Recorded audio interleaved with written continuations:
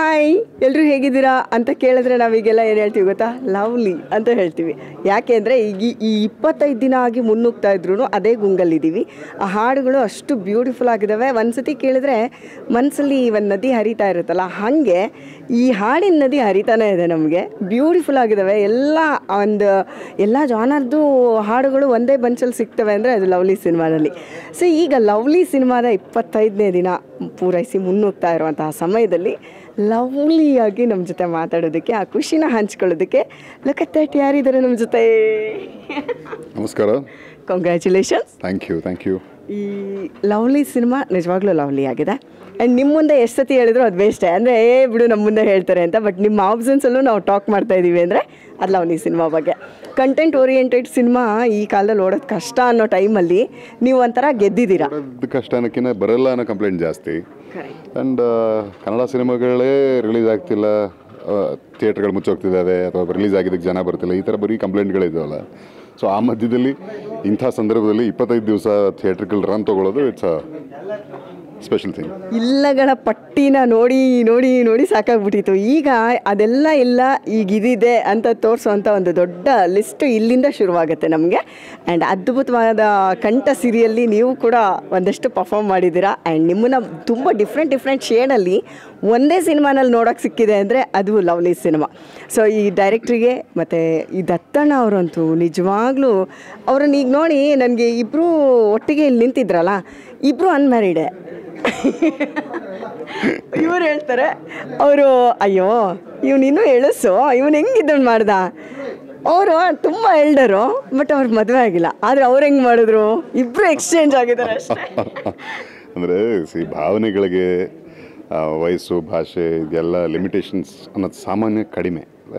ಭಾವನೆಗಳು ಅಷ್ಟು ಚೆನ್ನಾಗಿದ್ದಾಗ, ಭಾವನೆಗಳನ್ನ ಕಟ್ಟಿಕೊಟ್ಟಾಗ, ಆ್ಯಂಡ್ ಅಫ್ಕೋರ್ಸ್ ಒಳ್ಳೆ ಒಬ್ಬ ಕಲಾವಿದ ವಯಸ್ಸನ್ನು ಮೀರಿ ಒಬ್ಬ ಒಳ್ಳೆ ನಿರ್ದೇಶಕ ವಯಸ್ಸನ್ನು ಪಕ್ಕಕ್ಕಿಟ್ಟು ಕೊಲಾಬ್ರೇಟ್ ಆದಾಗ ಬರ್ತಕ್ಕಂಥ ಔಟ್ಪುಟ್ ಈ ರೀತಿ ಇರುತ್ತೆ. ಅದಕ್ಕೆ ಅಂದರೆ ನಮ್ಮ ದತ್ತಣ್ಣ ಅವ್ರನ್ನ ಒಳ್ಳೆ ಕಲಾವಿದ ಅಂತ ಹೇಳೋದಷ್ಟು ಯೋಗ್ಯತೆ ನಮಗಿಲ್ಲ. ಅಂದರೆ ಅಂತಹ ಮೇರು ನಟ, ಲೆಜೆಂಡ್ರಿ ಆ್ಯಕ್ಟರ್, ನ್ಯಾಷನಲ್ ಅವಾರ್ಡ್ಗಳು ಎಷ್ಟೋ ತೊಗೊಂಡಿದ್ದಾರೆ ಅವರು. ಆ್ಯಂಡ್ ಆ ಥರದ ಒಬ್ಬ ಅಗಾಧವಾದ ಅನುಭವ ಇರತಕ್ಕಂಥ, ಅಗಾಧವಾದ ಆಳವಾದ ಜ್ಞಾನ ಇರತಕ್ಕಂಥ ಪ್ರತಿಭೆ ನಮ್ಮ ಸಿನಿಮಾದಲ್ಲಿರೋದು ನಮಗೆ ಖುಷಿ, ಹೆಮ್ಮೆ. ಆ್ಯಂಡ್ ಅವರು ನಮ್ಮ ಸಿನಿಮಾ ಬಗ್ಗೆ, ನಮ್ಮಗಳ ಬಗ್ಗೆ ಒಂದಷ್ಟು ಒಳ್ಳೆ ಮಾತಾಡಿದಾಗ, ಅದು ಮುಂಚೆನೇ ಹೇಳಿದ್ದೆ ನಾನು ಪ್ರೆಸ್ ಮೀಟಲ್ಲಿ, ಇದಕ್ಕೆ ಯಾವ ರಿವಾರ್ಡು ಬೇಕಿಲ್ಲ, ನೀವು ಮೆಚ್ಚಿದಿರಲ್ಲ, ಇದೆ ಒಂದಷ್ಟು 100 ಅವಾರ್ಡ್ ತೊಗೊಂಡಂಗೆ ಅಂತ. And I mean it. Of course ಇದನ್ನೆಲ್ಲ ಕಟ್ಟಿಕೊಟ್ಟಂಥ ಈ ಸಿನಿಮಾ ಶುರು ಆದಾಗ ಅಥವಾ ಬರೆಯೋಕ್ಕೆ ಶುರು ಮಾಡಿದಾಗ ಒಂದು 5-6 ವರ್ಷದ ಹಿಂದೆ ಶುರು ಮಾಡಿದ್ದು ಬರೆಯೋಕ್ಕೆ. ಸೊ ಈ ಕಳೆದೊಂದು 2.5-3 ವರ್ಷ ಹತ್ತತ್ರದಿಂದ ಮೇಕಿಂಗ್ ಪ್ರಾಸೆಸ್ಗೆ ಬಂದಿದ್ದು. ಆ ಬರೆಯೋಕ್ಕೆ ಶುರು ಮಾಡಿದಾಗ ನನಗೆ 25 ವರ್ಷ. ಸೊ 25 ವರ್ಷಕ್ಕೆ ಈ ಥರದ ಭಾವನೆಗಳನ್ನ ಎಲ್ಲಿಂದ ಬರುತ್ತಪ್ಪ ನಿಂಗೆ ಐಡಿಯಾಗಳು, ಎಲ್ಲಿಂದ ಬರೀತೀಯ ನಾನು ಅವಾಕಾಗಿದ್ದಿದೆ, ಆಶ್ಚರ್ಯಪಟ್ಟಿದ್ದಿದೆ. ಆ್ಯಂಡ್ ಇವಾಗ ಎಕ್ಸಿಕ್ಯೂಟ್ ಆಗಿ ಸಿನಿಮಾ ನೋಡಿದಾಗ ಅವನಲ್ಲಿರ್ತಕ್ಕಂಥ ಭಾವೋದ್ವೇಗಗಳು, ಅಂಡ್ ಅಷ್ಟೊಂದು ಎಮೋಷನ್ಸ್, ಅದನ್ನು ಕಟ್ಕೊಟ್ಟಿರೋ ರೀತಿ, ಅದಕ್ಕಿರ್ತಕ್ಕಂಥ ಪರಿಣಿತಿ ಎಲ್ಲವೂ ಕಾಣುತ್ತೆ. So he is definitely a man to look out for. ನಂಗೆ ಆಶ್ಚರ್ಯ ಆಗಿದ್ದು, ಅವರು ತುಂಬ ಮಾಸ್ ಸಿನಿಮಾಯಿಂದ ಬಂದವರು. ನೀವು ಮಫ್ತಿನಲ್ಲೂ ಅವ್ರನ್ನ ನೋಡಿದ್ದೀರ.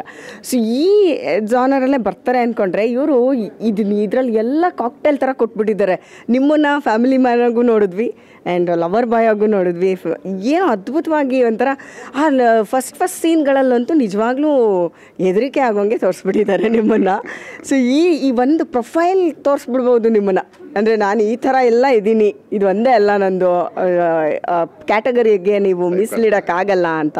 ಸೊ ಈ ಪ್ರೊಫೈಲ್ ಥರ ಬಂದಿರುವಂಥ ಈ ಸಿನಿಮಾ ಬಗ್ಗೆ ನೀವು ಒಬ್ಬ ಆಡಿಯನ್ ಆಗಿ ಏನು ಹೇಳ್ತೀರಾ? ವಸಿಷ್ಠ ಅಲ್ಲ ನೀವೀಗ. ಅಂದರೆ ಈ ಥರದ್ದೊಂದು ಕಥೆನೇ ವಿರಳ. ಈ ಥರದ ವಿಷಯಗಳು ಹೆಚ್ಚೆಚ್ಚು ಬರಬೇಕು ಸಿನಿಮಾಗಳಲ್ಲಿ. ಅಂದರೆ ಏನಾಗುತ್ತೆ, ಸಿನಿಮಾಗಿರೋ ಶಕ್ತಿ ಅದು ತುಂಬ ಜನರ ಮನಸ್ಸನ್ನು ಇನ್ಫ್ಲೂಯೆನ್ಸ್ ಮಾಡಬಲ್ಲದು. ಅಂದರೆ ಈ ಸಿನಿಮಾ ನೋಡಿದ್ದಂಥ ತುಂಬ ಜನ ನನಗೆ ಟ್ವಿಟರ್ಲಾಗಲಿ, ಇನ್ಸ್ಟಾಗ್ರಾಮಲ್ಲಾಗಲಿ DM ಮಾಡ್ತಾರೆ, ಸ್ಟೋರಿಗಳು ಟ್ಯಾಗ್ ಮಾಡ್ತಾರಲ್ಲ, ಅವ್ರು ಹೇಳ್ತಿರೋದು ನನಗೆ ಈ ಥರ ಗಂಡ ಸಿಗಬೇಕು ಅಂತ ಆಸೆ, ಈ ಥರ ಹೆಂಡತಿ ಇರಬೇಕು ಅಂತ ಆಸೆ, ಈ ಥರ ತಂದೆ ಇರಬೇಕು ಅಂತ ಆಸೆ, ಅಥವಾ ತಂದೆ ತಾಯಿನ ಈ ರೀತಿ ನೋಡ್ಕೋಬೇಕು ಅಂತ ಆಸೆ, ಆ ಮಕ್ಕಳನ್ನ ಈ ರೀತಿ ಸಾಕಿ ಸಲಹಬೇಕು ಅಂತ ಆಸೆ ಆಯಿತು. ಇದು ನೋಡಿ ತುಂಬ ಖುಷಿ ಆಯಿತು, ತುಂಬ ಅತ್ತೆ ನಾನು ಈ ಸಿನಿಮಾ ನೋಡಿ, ನನಗೆ ಏನೇನು ಹಳೆ ವಿಚಾರಗಳು ನೆನಪಾಯಿತು. ಈ ಥರ ಒಬ್ಬೊಬ್ಬರು ಒಂದೊಂದು ರೀತಿಯ ಎಮೋಷನ್ಸ್ ಕನೆಕ್ಟ್ ಆಗಿ ಅದನ್ನು ಮೆಚ್ಕೊಂಡು, ಆ್ಯಂಡ್ ಇದರಲ್ಲಿರ್ತಕ್ಕಂಥ ನಮ್ಮ ಉದ್ದೇಶ, ಸಂದೇಶ ಏನಿದೆಯಲ್ಲ ಅದನ್ನು ಅವರು ತೊಗೊಂಡು ಹೋದಾಗ ಅವ್ರ ಜೊತೆ ಸಿನಿಮಾ ನೋಡಿ ಅವ್ರ ಜೊತೆ ತೊಗೊಂಡು ಹೋದಾಗ ಅದು ಸಾರ್ಥಕತೆ ಅನಿಸುತ್ತೆ. ನಾವು ಪಟ್ಟ ಶ್ರಮಕ್ಕೆ ಅಥವಾ ನಾವು ಹಾಕಿರೋ ಪ್ರಯತ್ನಕ್ಕೆ ಅದೊಂದು ಸಾರ್ಥಕತೆನೇ ಅಲ್ಲಿ ಜನಕ್ಕೆ ಆ ವಿಷಯ ತಲುಪಬೇಕು ಆವಾಗ. ಆ್ಯಂಡ್ ನೀವು ರಿವ್ಯೂಸ್ ಬೇಕಾದ್ರೆ I can share it with you, ಸಾವಿರಾರು ರಿವ್ಯೂಸ್ ಇದೆ. ಸೊ ಅದು ಎಲ್ಲದರಲ್ಲೂ ಅವ್ರು ಹೇಳಿರೋದು thank you for such a beautiful message ಅಂತಾರೆ.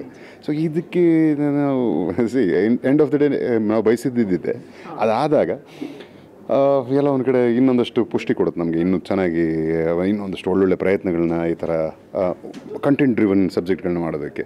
ಇಲ್ಲಾಂದರೆ ರೆಗ್ಯುಲರ್ ಕಮರ್ಷಿಯಲ್ ಸಿನಿಮಾಗಳು ಬಂದ ನಿಂತ ಹೊಡೆದ. ಬಟ್ ನೀವು ಈಗ ಸಿಂಗಲ್ ಆಗಿದ್ದಾಗ ಶುರು ಮಾಡಿ ಮಿಂಗಲ್ ಆದಮೇಲೆ ರಿಲೀಸ್ ಆಗಿರೋವಂಥ ಸಿನಿಮಾ ಅದೃಷ್ಟ ದೇವತೆ ಪಕ್ಕಕ್ಕೆ ಬಂದುಬಿಟ್ಟಿದ್ದಾರೆ ಇವಾಗ ನಿಮಗೆ. ಸೊ ಹಾಗಾಗಿ ಸಿನಿಮಾ ನಿಮ್ಮ ಎಫರ್ಟ್ ಎಷ್ಟಿದೆಯೋ ನಿಮ್ಮ ಅದೃಷ್ಟನೂ ಅಷ್ಟೇ ಕೈ ಹಿಡಿದಿದೆ ಅಂತ ಹೇಳ್ಬೋದು. ನೆಕ್ಸ್ಟ್ ಏನೇನು ಮಾಡ್ತಿದ್ದೀರಾ? ಡೆಫಿನೆಟ್ಲಿ. ಅಂದರೆ ನಾನು ಯಾವಾಗಲೂ ನನ್ನ ಹಳೆ ಇಂಟರ್ವ್ಯೂಗಳನ್ನ ನೀವು ನೋಡ್ರೆ ಗೊತ್ತಾಗ್ತಾನೆ ಎಲ್ಲೂ ನನಗೆ ಅಯ್ಯೋ ನನಗೆ ಹಿಂಗಾಗೋಯ್ತು ಹಂಗಾಗೋಯ್ತು ಅಂತ ಹತ್ಕೊಂಡು ಕೊರಗಿಲ್ಲ. ನಾನು ನನ್ನ ಕಷ್ಟಗಳನ್ನ ದುಃಖಗಳನ್ನ ಮಾರ್ಕೆಟ್ ಮಾಡ್ಕೊಂಡಿಲ್ಲ. ನಾನು ಅದು ಪ್ರತಿಯೊಬ್ಬರು ಬದುಕಿನ ಪಾಡು, ಅವ್ರವ್ರ ಕಷ್ಟ ಅವ್ರವ್ರಿಗೆ ದುಡೋದು. ಅದನ್ನು ಮೀರಿ ಏನಂದರೆ ಎಲ್ಲೋ ಒಂದು ಕಡೆ ಸಿನಿಮಾ ಅಂದರೆ ಏನು ಅಂತಲೇ ಗೊತ್ತಿಲ್ಲ ಅವನಿಗೆ, ಅಥವಾ ನಾಳೆ ದಿವಸ ಸಿನಿಮಾದಲ್ಲಿ ನಾನು ಕರಿಯರ್ನ ಮಾಡ್ಕೋತೀನಿ ಅಂತ ಆಸೆ ಊಹೆ ಏನೂ ಪಡೆದೇ ಇದ್ದವನಿಗೆ ಇಷ್ಟು ಒಳ್ಳೆ ಕರಿಯರು, ಇಷ್ಟು ಒಳ್ಳೆ ಸಿನಿಮಾಗಳು ಆ್ಯಂಡ್ ಸಿನಿಮಾ ನಟಿಯೇ ಭಾಳ ಸಂಗಾತಿಯಾಗಿ ಸಿಗೋದು, ಈ ಥರದ್ದು ಎಲ್ಲ ವಿಚಾರಗಳಿದ್ದು ನಾನು ಅದೃಷ್ಟವಂತ ಅಲ್ದೇ ಸಿಕ್ತಿತ್ತ. ಡೆಫಿನೆಟ್ಲಿ ಲಕ್ಕಿ ಏನೋ. ಆ್ಯಂಡ್ ನನಗೊಂದು ಲಕ್ಕಿ ಚಾಮ್ ನನ್ನ ಹೆಂಡತಿ. ಆ್ಯಂಡ್ ಈ ಸಿನಿಮಾ ಸ್ಟಾರ್ಟಿಂಗ್ ಸ್ಟೇಜಸಲ್ಲಿ ಅಂದರೆ ಕಥೆ ಫೈನಲ್ ಆದಾಗ ಕತೆ ಕೇಳಿದಾಗಿಂದ ಅವರು ಜೊತೆಲಿದ್ದಾರೆ. ಆ್ಯಂಡ್ ಇವತ್ತು ರಿಲೀಸ್ ಆಗಿ 25 ದಿವಸದ ಸೆಲೆಬ್ರೇಷನು. ಇವತ್ತು ಬರಬೇಕಾಗಿತ್ತು, ಸಣ್ಣ ಇಂಜುರಿ ಆಗಿದೆ, ಹಾಗಾಗಿ ಬಂದಿಲ್ಲ. ಸೊ ಇಲ್ಲಾಂದರೆ ಈ ಸೆಲೆಬ್ರೇಷನ್ ಅವ್ರ ಜೊತೆಗಿರ್ತಾಯಿದ್ರು. ಆ್ಯಂಡ್ ಒಬ್ಬ ಗಂಡಿಗೆ ತನ್ನ ಹೆಂಡತಿ ಯಾವಾಗಲೂ ಒಂದು ಶಕ್ತಿನೇ. ಆ್ಯಂಡ್ ನನಗೆ ಅದೊಂಥರ ಒಂದು ಬ್ಯಾಕ್ ಬೋನ್. ಯಾವ ರೀತಿ ಅಂದರೆ ನನ್ನ ಟೆಂಪರ್ಮೆಂಟ್ ಗೊತ್ತು, ನನ್ನ ಇಷ್ಟ ಕಷ್ಟಗಳು ಗೊತ್ತು, ನನ್ನ ಕೋಪಗಳು ಗೊತ್ತು, ವೀಕ್ನೆಸ್ ಎಲ್ಲ ಗೊತ್ತಿರೋದ್ರಿಂದ ನನ್ನನ್ನು ಒಬ್ಬ ವ್ಯಕ್ತಿಯಾಗಿ ಒಬ್ಬ ಹುಡುಗ ಅಂದರೆ ಅನ್ಮ್ಯಾರಿಡ್ ಬ್ಯಾಚುಲರ್ ಲೈಫ್ ಬೇರೆ ರೀತಿಯೇ ಇರುತ್ತೆ. ಸೊ ಅವನ ಲೈಫ್ ಒಂದು ಕಂಪ್ಲೀಷನ್ ಆರ್ಕ್ ಅಂತ ಸಿಗೋದು ದಾಂಪತ್ಯಕ್ಕೆ ತೊಡಗಿಸ್ಕೊಂಡ ಮೇಲೇ. ಸೊ ಆ ಥರದ್ದೊಂದು ಲೈಫ್ನ ಒಂದು ಆರ್ಕ್ನ ಕಂಪ್ಲೀಷನ್ ಕಡೆಗೆ ಕರ್ಕೊಂಡು ಹೋಗ್ತಿರ್ತಕ್ಕಂಥ, ನನ್ನ ಲೈಫ್ಗೊಂದು ದಿಕ್ಕು ದೆಸೆ ಅಂತ ಸೆಟ್ ಮಾಡಿ ನಿರ್ದಿಷ್ಟವಾಗಿ ಹಿಂಗೆ ಮಾಡಬೇಕು ಅಂತ ನನಗೆ ಗೈಡ್ ಮಾಡ್ತಿರ್ತಕ್ಕಂಥ ದೊಡ್ಡ ಫೋರ್ಸ್ ನನ್ನ ಹೆಂಡತಿ. So love you. So sweet. ಜೈ ಈಗ ಲಾಸ್ಟ್ ಪೋರ್ಷನ್ ಏನಿದೆ ಅಲ್ಲ, ಇದು ಜೈ. ಆ್ಯಕ್ಚುಲಿ ಸಿನಿಮಾನಲ್ಲಿ ಏನು ಜೈನ ನೋಡಿದ್ವಿ, ಇದು ರಿಯಲ್ ಜೈ ಇದು. So sweet. ನಿಮ್ಮ ಪೇರ್ ಯಾವಾಗಲೂ ಹಿಂಗೆ ಖುಷಿಯಾಗಿರಿ. ಆ್ಯಂಡ್ ನೆಕ್ಸ್ಟ್ ಪ್ರಾಜೆಕ್ಟ್ಸ್ಗಳ ಬಗ್ಗೆ ಒಂದು ಲೈನ್ ಏನಾದ್ರು ಹೇಳ್ಬೋದಾ? ಇನ್ನೂ ಥಿಯೇಟ್ರಲ್ಲಿ ಓಡ್ತಾ ಇದೆ ಚೆನ್ನಾಗಿ. ನೆಕ್ಸ್ಟು ಖಂಡಿತವಾಗ್ಲೂ ಅಂದರೆ ಕನ್ನಡದಲ್ಲಿ ತಲವಾರ್ಪೇಟೆ ಮತ್ತು VIP 2 ಸಿನಿಮಾಗಳು ನಡೀತಾ ಇದೆ. ತಲವಾರ್ಪೇಟೆ ಆಲ್ಮೋಸ್ಟ್ ಫಿನಿಷಿಂಗ್ ಸ್ಟೇಜಲ್ಲಿದೆ. ಸೊ ಲವ್ಲಿಯಿಂದ ಒಂದಷ್ಟು ಪುಷ್ ಆಯಿತು ಕೂಡ. ಆ್ಯಂಡ್ VIP ಅದೊಂದು 60-70% ಶೂಟಿಂಗ್ ಆಗಿದೆ. ಅದು ಬಿಟ್ಟು ಬೇರೆ ಭಾಷೆಗಳಲ್ಲಿ ಒಂದಷ್ಟು ಸಿನಿಮಾಗಳು ನಡೀತಾ ಇದೆ. All the best sir. Thank you. ಈ ಪಯಣ ಹಿಂಗೆ ಸಾಕ್ತಾ ಇರಲಿ. Thank you. ನೋಡಿದ್ರಿ ಅಲ್ಲ, ಇದಿಷ್ಟು ಲವ್ಲಿ ಸಿನಿಮಾದ ನಮ್ಮ ಜೈ ಅವರ ಮಾತು.